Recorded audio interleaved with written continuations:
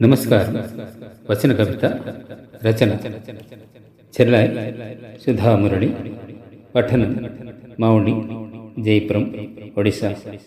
శీర్షిక ఆకాంక్ష. చిలక్కొట్టిన జాంపండు తిన్న రక్తం నాది, అందుకే అడవంటే అంత మోజు. కోకిల కూతకు గొంతు కలిపిన స్వరం నాది, కనుకనే పక్షులన్నా వాటి అరుపులన్నా అంతిష్టం. నెమలి నాట్యాన్ని, జింకల పరుగుల్ని, కుందేళ్ల హొయ్లను అనుకరించి నేర్చినవి నా నడకలు. వాటి పరుగులెప్పుడు చెట్టు పుట్టలమంటే ఇంచు ఇంచు అందములికిన ఆ చోటన ఇప్పుడు నిప్పు నిప్పుగా నొప్పి కురుస్తోంది. అన్ని కాలాల్లోనూ ఆమెని పూసిన ఆ నేలలో ఈ కానికాలం కాస్త నిరగిలిస్తోంది. నేను విన్న, నేను కన్న కథల్లోని కోనలన్నీ కన్నీళ్లకు ఆరిన మంటల్లో కాలిపోతున్నాయి.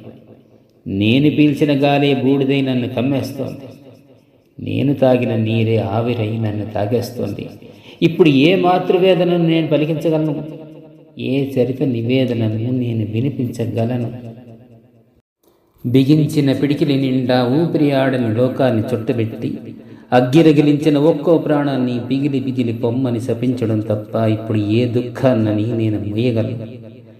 ఊరవతలి శ్మశానం నగరపు నడి బొడ్డుకు తరలి వచ్చేస్తుంటే, నగరమంతా సవాలవ్వబోయే మనుషులతో నిండిపోతుంటే, ఇప్పుడు ఏ ఆర్ద్రగీతాలకు స్వరాలను జత చెయ్యగలను?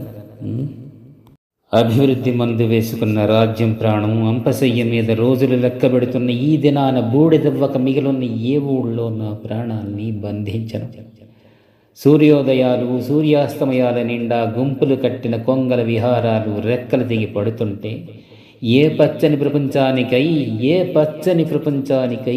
కలను కనమని కళ్ళను కోరు పెట్టను. ఇంతటి శూన్యాన్ని ఏ కాంక్షల కొన ఊపిరితో నింపను. ఈ మహాదైన్యాన్ని ఎవ్వరి నెత్తురుతో చల్లార్చను. నమస్కారం.